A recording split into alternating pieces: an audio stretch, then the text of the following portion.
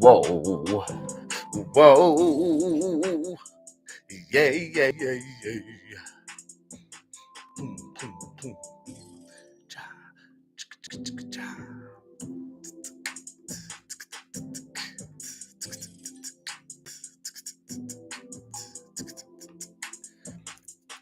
You know what? Before I even spark this joint, I gotta clean off my legs. Yeah, get me cleared up. Oh yeah, there's your boy all nice and cleared up. You know what? Let me take off the sweater too.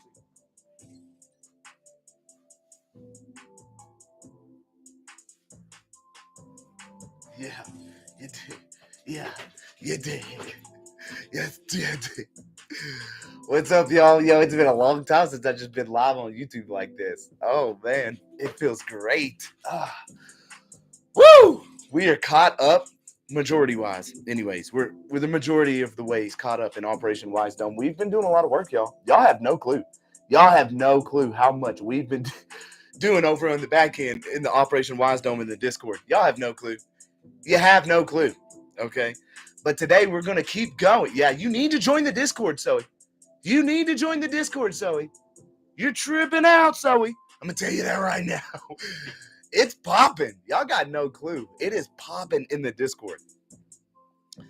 What's up? I'm Cameron. This is Power in Here and the People. I'm about to spark a joint. And we're about to get into some advanced canonical procedures. Part 5. If you ain't been keeping up, maybe you need to go check out the playlist. Don't even watch today. Just going back now. Just going back. Don't even be in it. Just going back.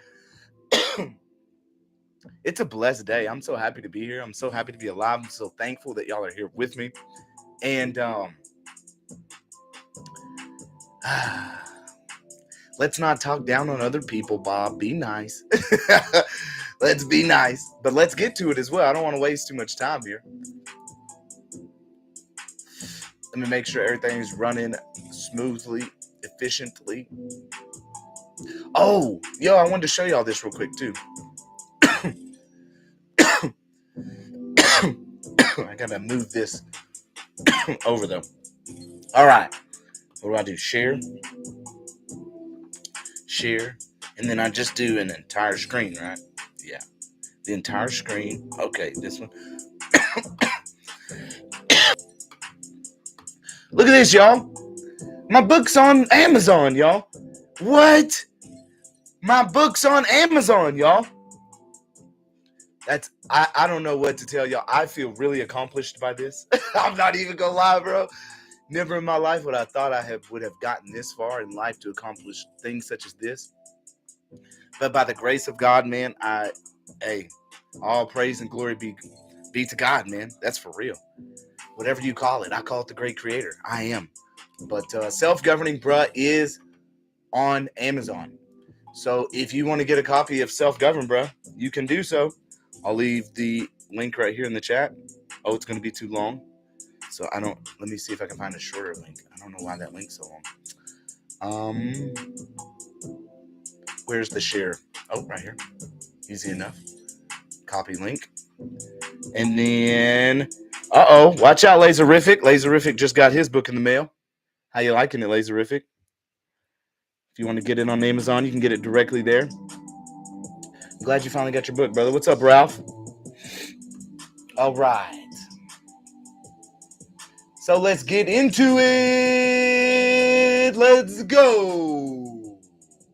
We're getting back to where we left off at, which was 4.2. I think that's where we was at. Let me check real quick.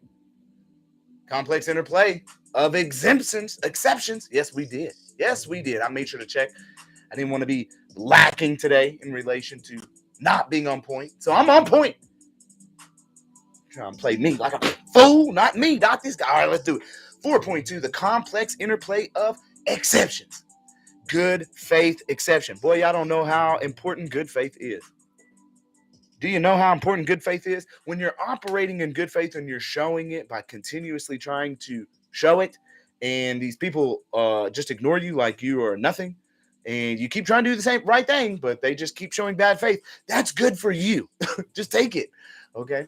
So good faith exception, United States versus Leon.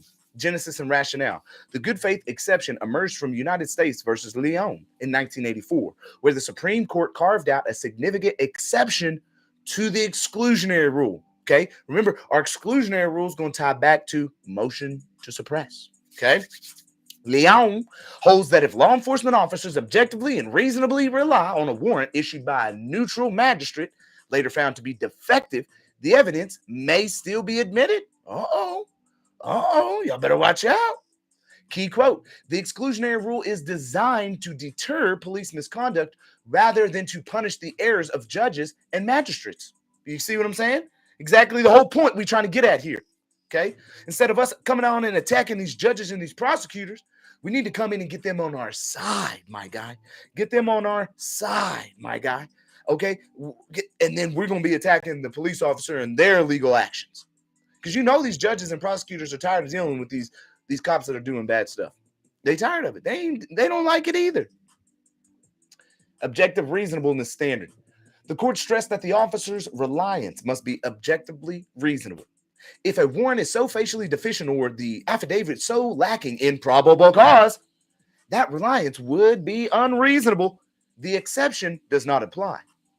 Factors that might render reliance unreasonable include deliberate or reckless. Again, listen up. Deliberate or reckless falsehoods in the affidavit. Franks versus Delaware, 1978, or a magistrate acting as a mere rubber stamp, just rubber stamping them through. Just, nope, don't care. We're disregarding that. Are you placing them on judicial notice? You got to sometimes just keep going. Don't give up. When they say, we're not going to listen to that objection, I need a ruling. I need a determination, right? And they're just going to be blowing me off to the side, okay? That's called irreparable harm. And you ain't going to be causing me irreparable harm because you lost a lot of your protections, including the aspect of Chevron last year, okay? Where we at? Illustrative example. Officers execute a search warrant for a suspect's home. The warrant is later invalidated due to a technical defect in the magistrate's probable cause assessment. Sounds like I need to call up Steve Neer. The warrant is later... where's we at? If the officers had substantial factual basis to believe the warrant was valid, the good exception likely prevents suspension. We got to find a loophole. Conversely, if the affidavit was so bare bones that no reasonably well-trained officer could assume it sufficed, Leon does not shield the evidence. Scholarly commentary. Erwin Chemerinsky, Criminal Procedure. The good faith exception reflects a balancing approach, weighing the minimal deterrent effect of excluding evidence against the strong social interest in convicting guilty parties, provided officers have acted with genuine reasonableness. But a lot have acted without reasonableness, and that's what we're coming after. What you meaning? Y'all better have some reasonableness, and it better be proven thoroughly, because if it ain't, we coming to slice and dice. Inevitable discovery, Nix versus Williams. Number one, the core principle and burden of proof. Who's got the burden of proof? What are we doing when we talk about presumptions, assumptions, rebutting the presumptions? When we talk about federal rules of evidence in relation to civil matters, and what is a traffic citation like Brandon Joe Williams says? It's a civil matter. What y'all talking about? Under the inevitable discovery doctrine, if the prosecution can demonstrate by preponderance of the evidence that the challenged evidence would have been discovered by lawful means anyways, it is not subject to exclusion. Nix versus Williams, 1984, formalized this rule, concluding that society's interest in deterring police misconduct does not extend to suppressing evidence lawfully destined for discovery. Greetings, everybody. Let me say shout out quick out to Bob Laserific. We the people shall prosper. Hawk Force, Real Reviews, Gain for All News, Joe Moore, Soy Free Thoughts. Who else we got in this bad boy? Bitcoin Chris, What's up, everybody? What's up, everybody? All right. So hypothetical. Oops, excuse me. If police improperly elicit a confession leading to a victim's body, found, but they had already organized a thorough search of the area that inevitably would have uncovered the remains, the doctrine forecloses exclusion. Forecloses it. Forecloses it. Key is showing that the search was sufficiently in progress and likely to succeed in discovering the evidence independently of the constitutional violation. 3, narrow limits. Courts scrutinized whether the alternative investigative path was truly underway and would have reasonably have uncovered the evidence. Merely speculating that they could have discovered is insufficient. They could have, would have, should have, my ass. Well, you could have. I ain't trying to hear that. Nix underscores that the inevitable aspect must rest on established investigative steps or procedures rather than a post hoc rationalization. Thank you. I'll take that. Scholarly perspective. Lawrence H. Tribe, American Constitutional Law. Quote, the inevitable discovery rule tempers the exclusionary remedy by asking whether the prosecution's benefit from the wrongdoing is genuinely unearned. Where the police would have lawfully procured the same evidence, exclusion is deemed as an unnecessary windfall for the accused. Unquote. Attenuation doctrine. See how we're getting into all these doctrines? Number 1, the concept of purged taint. The attenuation doctrine allows admission of evidence if the link between initial illegality, the unlawful stop and search, and the discovery of evidence has become sufficiently remote or interrupted by independent factors. Remote or interrupted by independent factors. Wong Sun, such a great case, by the way, versus United States in 1963. And if we look at it the right way, it's 369 backwards. Introduced the, or mirrored, purged taint analysis. Okay, so we got the attenuation doctrine, the initial illegality, unlawful stop and search, or search. The discovery of evidence has become succinctly remote or interrupted by independent factors. Wong Sun versus United States introduced the purged taint analysis. Hopefully you're grasping this. Through subsequent cases refined it under attenuation nomenclature. That's how we're correlating this here. This is how it correlates. It's all one. It's like we don't say the Ku Klux Klan Act anymore, right? We don't say that anymore, but we know that's what it is. Seminal case, Brown versus Illinois in 1975, the court identified key factors to determine attenuation. Let's see what they are. Number 1, temporal proximity between the illegal act and the evidence discovery. 2,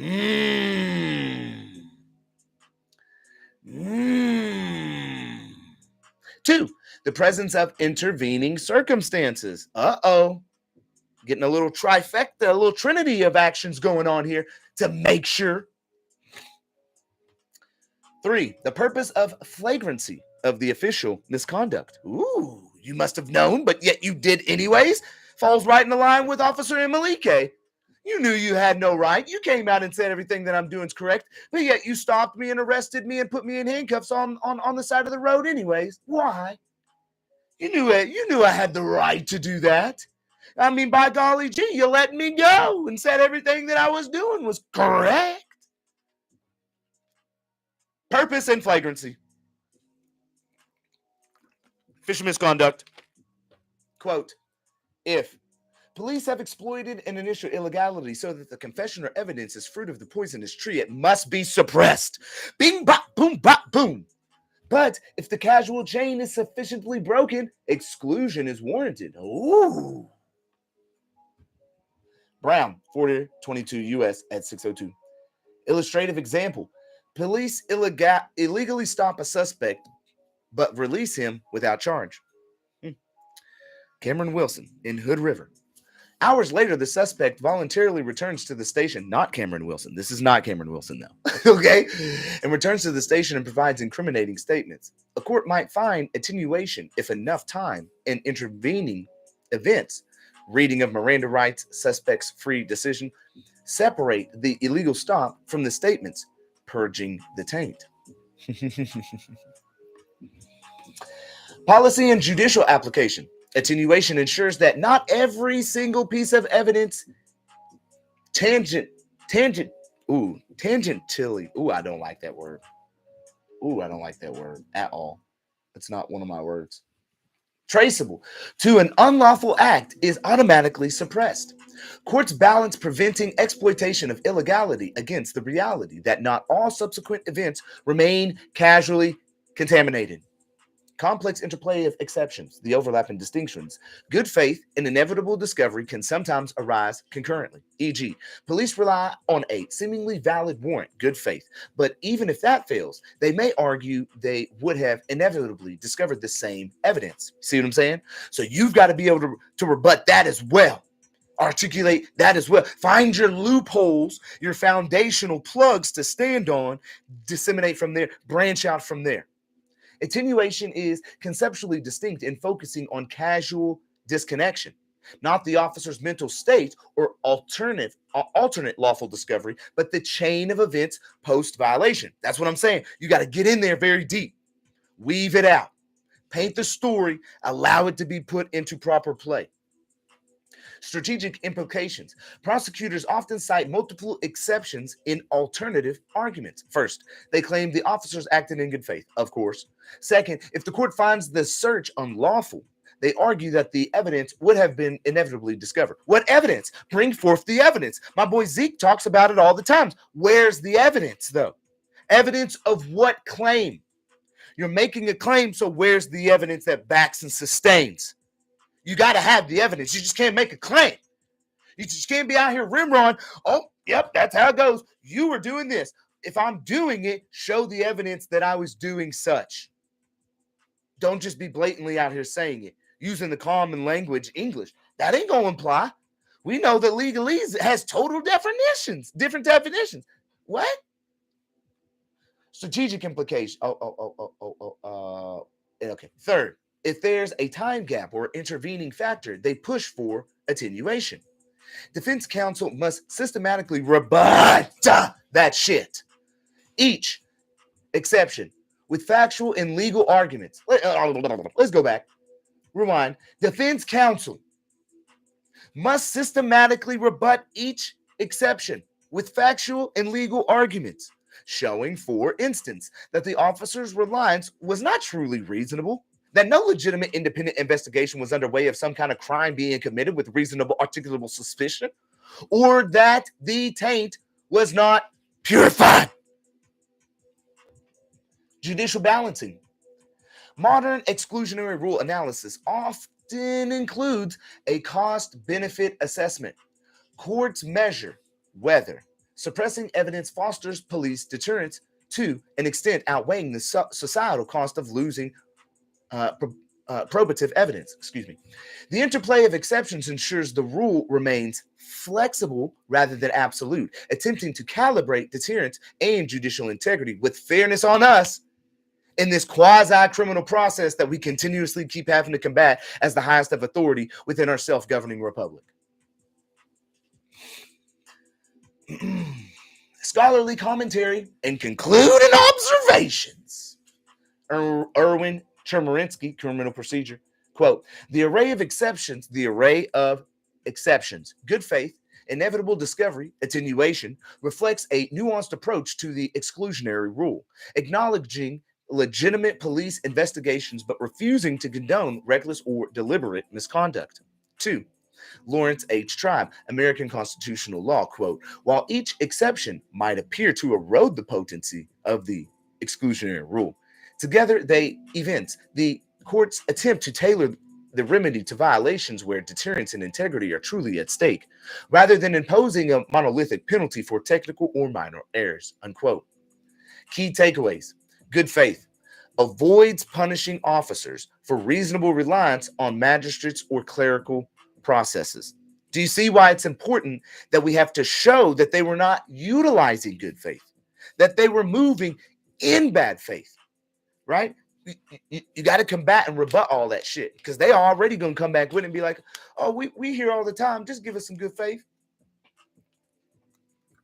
They're going to call for that right off the bat. Inevitable discovery forecloses a windfall for the accused when lawful investigative avenues would have led to the same evidence. Don't allow them to get that evidence. That's why we start hitting them with that I reserve all rights, including my right to remain silent.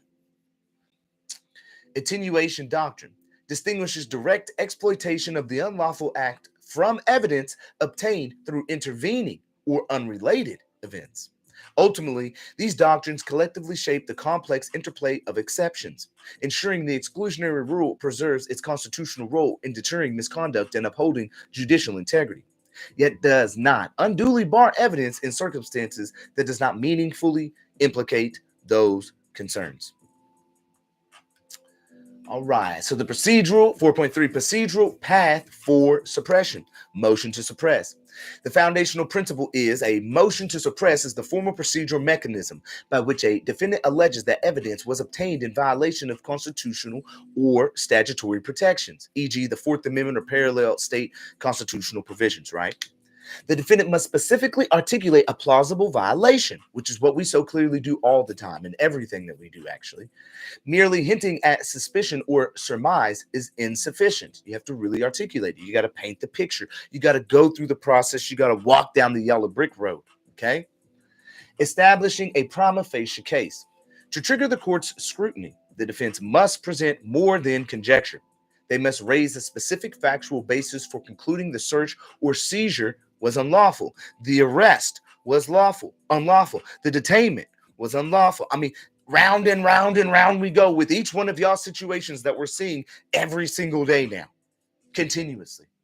Everybody's tapping in, but we also all working together and helping too.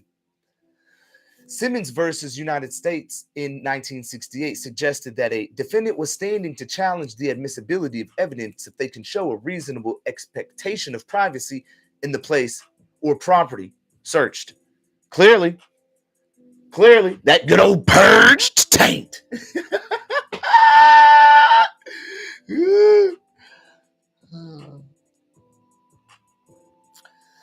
Examples. Let's see. Proper research. Example. If a defendant claims police lacked probable cause for a traffic stop, counsel might cite the officer's body cam recording, transcripts, or an affidavit revealing insufficient grounds to suspect a violation.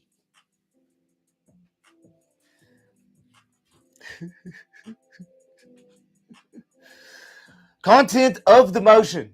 A well-pleaded... Okay, I'm going to focus. Y'all stop.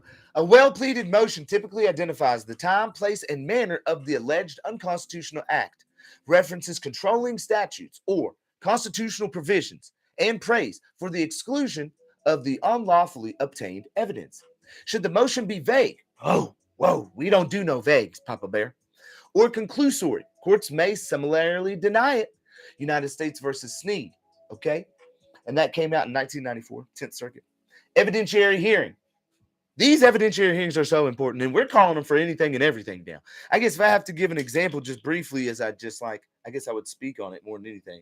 But if I have to give a brief example on that aspect, what ended up happening is Sarah goes to this, Sarah, one of our people, right? She ends up going to one of her hearings, and in the hearing, she challenges jurisdiction. And in challenging jurisdiction, what they ended up doing is they ended up calling for an evidentiary hearing. They didn't even hit hard for like putting her into, oh my gosh, putting her into like making a plea. They called for a hearing based on a jurisdictional hearing. Okay. So then when they was pushing for the jurisdictional hearing, the lady or the judge put in the order stating that the defendant this is what they said verbatim now. The defendant is a sovereign citizen and is challenging jurisdiction. Oh my God. You just did everything. You just gave us everything we need. Thank you. What are you doing? Thank you. I mean, you just literally showed your prejudice and bias right off the bat by calling let's just say it was me. You called me a sovereign citizen. You just literally, in your order to reset everything, to move it over, to have another hearing, you called me a sovereign citizen. Like, what? Oh my God, it's over with. So all we got going on right now is boop, nope, hitting them for a recusal, coming back out where, what are we doing?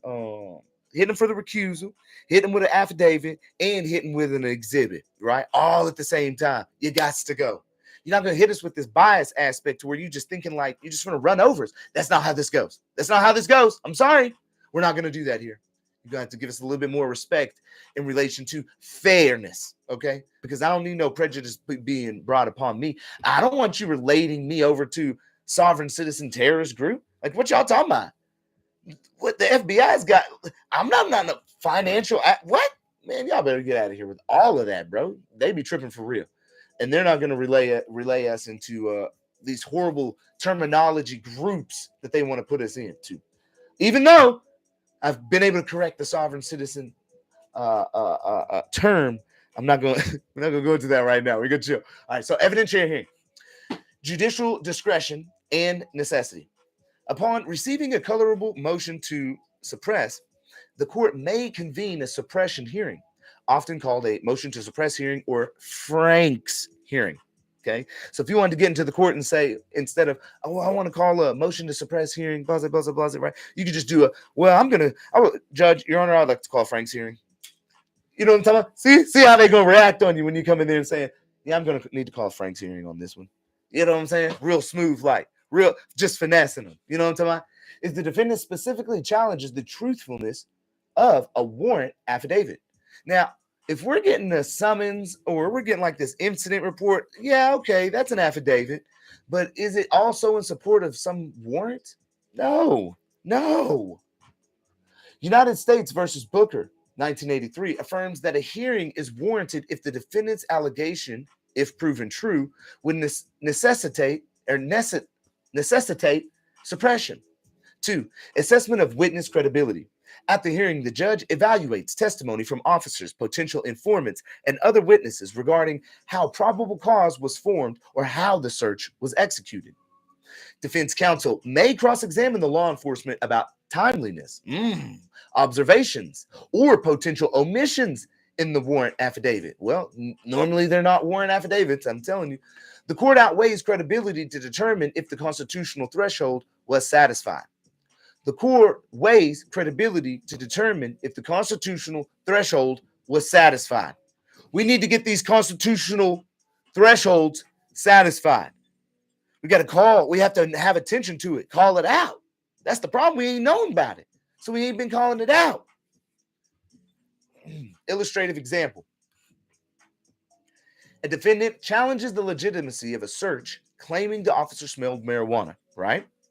But body cam footage suggests the officer did not mention the odor at the scene. At the hearing, the judge scrutinizes the officer's testimony against the video record, deciding whether probable cause existed to search the vehicle under the plain smell doctrine. If contradictory evidence reveals the officer lacked an actual basis, suppression will follow. You got that? Suppression will follow. Got that? Procedural formalities. While the federal rules of evidence do not strictly apply in suppression hearings, United States versus Matlock, 1974, courts still demand reliable factual showings. Hearsay may be permissible, but the weight given is at the judge's discretion. Okay? So we want to act always in honor. That's what I'm saying. We don't want to be out here attacking the judge, y'all. We're attacking the false witness over here. You know, this person that works for an agency, that works for the corporation. You dig? We going after that person over there, not the judge or even the DA. I'm not even going to be attacking the DA per se. Why would I do that? I'm trying to have the DA be on my side, invite me out to lunch. What you mean? We would love to talk to you, Cameron Wilson. It was an honor to have you in the courtroom today. What? I want that, bro. I want that. That's what I want. I want to go to lunch. I want to talk to those people who are supposed to serve us, because I don't want them out here doing wrong and bad. I don't want them out here supporting those who are out here illegally arresting people left and right for no reason whatsoever. Like what's that all about? Like, when are we going to get back to actually doing right to our people? Like, that's where we need to come back to, doing right to our people. It's a must. We have to do right back to our people. What's up, Chicky? What's up, girl? I'm doing live stream. You want to say what's up? Say hi. Yeah, say what's up. Yeah. So I mean, we got to get things right. We got to get things right for real. Let's get back to it. Entire screen. Which one are we gonna do? This one? I think it's this one. Yeah, it's this one. All right. So burden shifts. Okay. I gotta move this over here, Looney. Okay. Number one, the initial defendant showing. The defendant bears the initial burden to demonstrate the plausible ground for suppression, i.e., prima facie evidence of a constitutional or statutory infringement, Racas versus Illinois. This can include showing an expectation of privacy or that the search was warrantless. Okay? Government's justification. Once the defendant establishes a credible violation, the burden shifts. Do you see that? Let's rephrase that. Once the defendant establishes a credible violation, y'all, the burden shifts to the prosecution to justify the search or seizure or whatever took place, what the LEO's actions, right? Look at it in my recent situation. I literally just got arrested for failure to ID. Is the prosecution in Klickitat County going to move forward? All I got, my affidavit's ready. I got an affidavit that's ready to be submitted. Let's see. Let's show them real quick. I know they're not going to move forward, but we're giving them.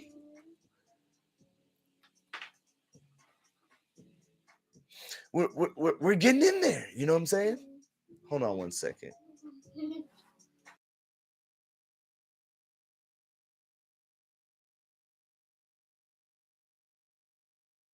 Yeah. Okay. Let me see here. Now, if I bring this in, what do I got going on? Affidavit. Show y'all just something real quick. So we coming off right off the bat before tomorrow. I'll probably send this off. You did? And this is an affidavit. And I'm going to send this right over to the district attorney. Wait, is this the one? Yeah, I think this is the one. Yeah, to the prosecuting attorney's office. They ain't sent me nothing. I'm sending this right over to them right off the bat. I'm letting them know, hey, sending you an affidavit, one to let you know, sending you an affidavit. Then I'm giving them a call. I may even travel all the way out there and say, hey, my name's Cameron Wilson. The sheriff's already stated they want to talk to me. The sergeants already said they wanted to talk to me. They've already said, keep doing what you're doing out there in Klickitat County in Washington. I appreciate you, Klickitat Sheriff's Office. Appreciate you. So what I got going on is now I need to get in touch with the Klickitat County prosecuting attorney's office and let them know that they don't want to move forward with this. Okay. Let me see what else I let them know. In the interest of justice, judicial economy, and the respect for constitutional governance, I formally request that your office immediately dismiss all charges arising from the unlawful arrest conduct by WSP on March 5th, 2025. Continued prosecution, given the officer's manifest violations of Constitution and statutory law, would constitute knowing complicitly in an unlawful act and misuse of prosecutorial discretion. And we're tying that in. Okay. And further, I formally provide notice herein that I am filing a civil rights lawsuit pursuant to 42 U.S.C. Section 1983 and applicable Washington State tort law against the officers and the Washington State Patrol in Superior Court this coming week. Like, we're not playing with them. You understand what I'm saying? We're not playing with them. So when it gets down to it, yeah, we're already about to submit this. Then what I just did is I already sent them an email in relation to, where's my other one that we did? So WSP, they sent me this email saying that it's going to be, oh man, it might be till May the 2nd until we get to your to give you your body cam information. No. I just watched how this DWI that one of y'all troopers had when she killed somebody, hitting somebody in her car, came out instantaneously, and now I can't get mine. No. So we hit them for a demand for immediate disclosure of public records. I'm not going to play with y'all. We hitting them with applicable federal law too, not just the state. This went out today. Okay, this email, yes, it went out today. Okay, and we let them know, listen, I need my body cam footage now. The basis for immediate disclosure. Okay, and we tying it all in, and we reference it. Federal constitutional mandates, compelling interest, and no exemption do they have, tying it in with all the case law. Also, the failure to disclose and constitutes legal violation. Okay, then the demand for immediate production. And guess who we done CC'd? We done CC'd, yes, the Attorney General, the Klickitat County Prosecuting Attorney's Office, the Washington State Human Rights Commission, as well as the Wing Luke Civil Rights Unit of the state of Washington. You see how we push it? If I wanted to, I could start attaching some representatives. You dig? Some people over this section of where I'm at. I'm letting them slide right now, and I'm just tagging a few as far as CC emails are concerned. All right, nothing crazy. Just letting them know I need my body cam footage ASAP. I got another federal civil rights lawsuit, including state, that I need to pursue ASAP. Okay. So once the defendant establishes a credible violation, the burden shifts to the prosecution. Don't let them get away with getting away with the burden that's been shifted onto them now. To justify the search or seizure by presenting evidence of probable cause, valid warrants, or recognized exceptions, e.g., consent, exigent circumstances, good faith, inevitable discovery, etc. United States versus Jeffers, 342 U.S. 48 in 1951, underscores that the government must prove the lawfulness of its conduct or the applicability of an exception once a defendant demonstrates a prima facie unconstitutional action, search, seizure, whatever the case may be. Whatever the case may be. Standards of proof. Courts generally require the government to prove by a preponderance of evidence that the search or seizure was lawful or that an exception applies. Again, how can it be lawful if there's no crime that has been committed? How can it be lawful if there's no crime that has been committed? Please tell me. I would love to know. Please tell me.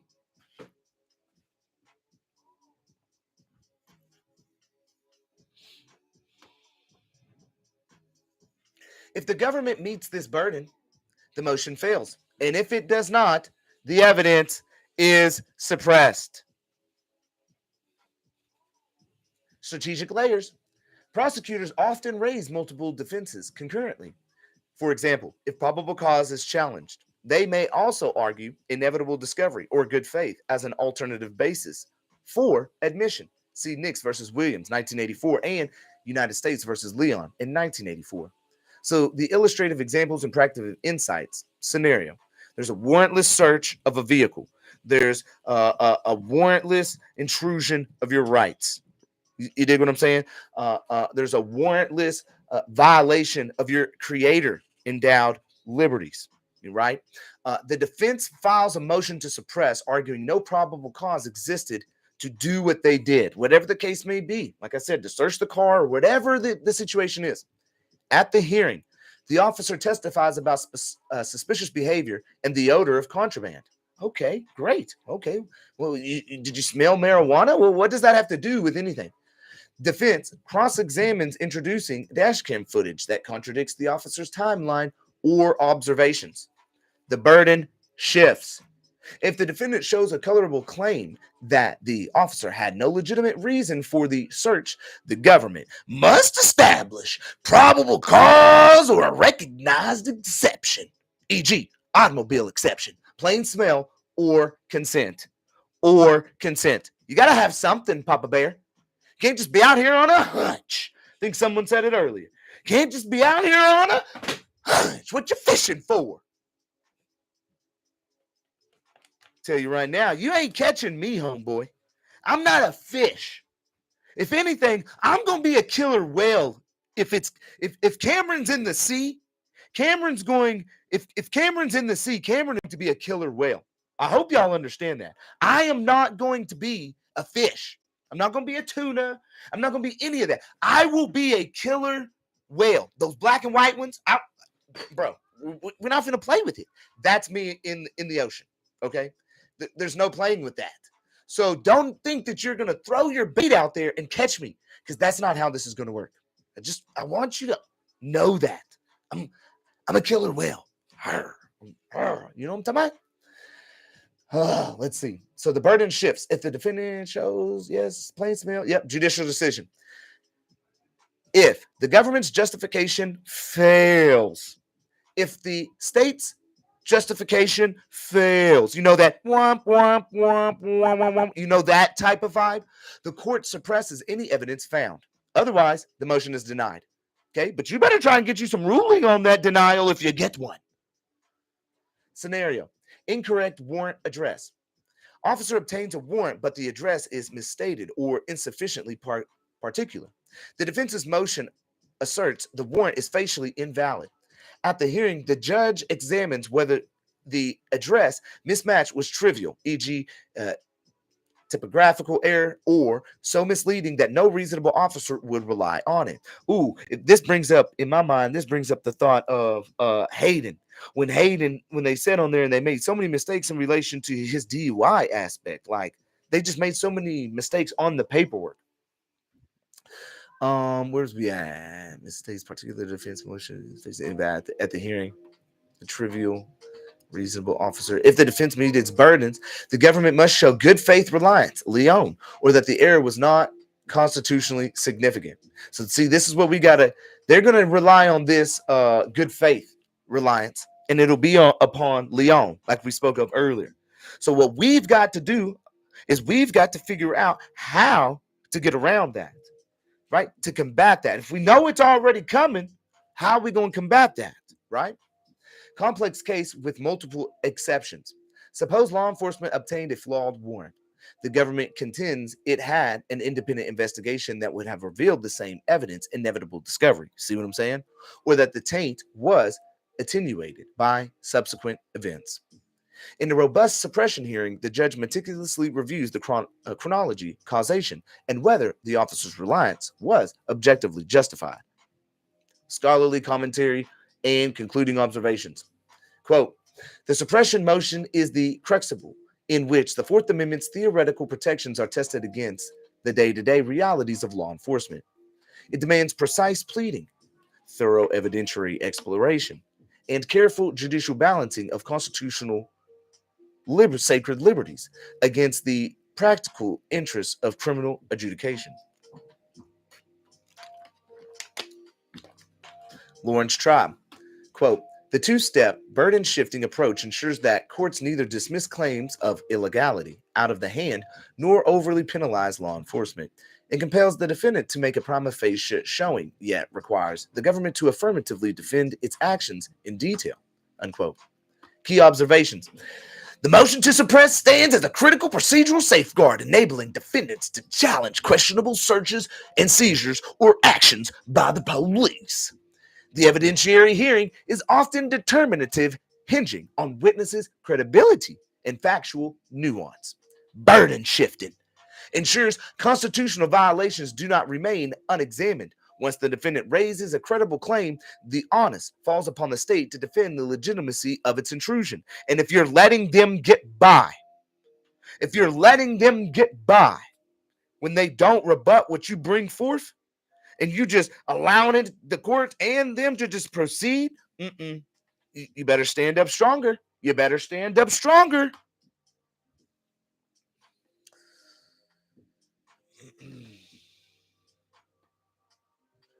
Credible claim. This structure fosters judicial integrity. Okay, in the interest of justice, right? We gotta really bring forth in the interest of justice, right? By ensuring thorough oversight and transparency in the constitutional justification for evidence gathering. And that's why when we're coming into the court, we're always standing in honor. Well, I'm just looking for transparency in the most constitutionally justified way possible for the evidence gathering that I'm here trying to do today, or that I've been trying to do, right? Key takeaway, procedurally, a well-argued motion to suppress can decisively shape a criminal case. Once the defendant meets the threshold showing of illegality, the burden of proof squarely rests on the state or government to vindicate its methods or invoke recognized exceptions. A process culminating in a suppression hearing where factual conflicts are resolved and constitutional principles are actively enforced. We're going to stop here for today. I'm hoping y'all are enjoying this little series. I don't want to make these too long. Some people say, take them a little bit shorter, Cameron. I'm trying to keep them as short as possible. It's hard for me to make anything short because things need explanation. But 45 minutes, I feel like, is good. I don't think y'all going to be mad at me for doing 45 minutes. And what I just wanted to say, one more thing I guess I share real quick is, let me see, entire, boom, this one. I'll bring this over again. And if y'all don't know what's going on, where are we at? Oh, I need to just do it like right here, right? So I'm just gonna let you know now. There's less than 30 tickets left for this event already. It's locked in. The venue is already locked in. The 25th through the 27th, we've locked in the venue. It's at Awaken Oasis Ranch. I'm really actually excited about this location. I'm really excited about this location. If you want to get tickets, all you got to do is go to piitp.com. You can click right here on Get Tickets and get your tickets. There's literally less than 30 tickets available, y'all. The maximum that we can have at this venue is 108 people. We may be able to push it up to 120, but literally, if we do, there's still that's 49 tickets left, I guess, then, if we're able to bump it up. But no, it wouldn't even be that. It would be minus those 8. So, yeah, man, right now, though, there's less than 30 tickets available for the 3-day event. And again, this is the most sovereign citizen of the land. And again, this is going to be a 3-day event, April the 25th, the 26th, and the 27th. We're not shorting any day. It's not going to be like Friday's a full day, Saturday's a full day, and Sunday's a short day. No, that's not how I'm doing this. I always come extra, and I'm bringing something really hard for everybody. And I think everybody's going to be really stoked and proud to have come. This is going to be special. If you're not there, you're missing out because we're not doing any production or recording of this. This is what it is. Again, Brandon Joe Williams is coming out. Morris Lighthouse is coming out as well. That's Jaleel Obey.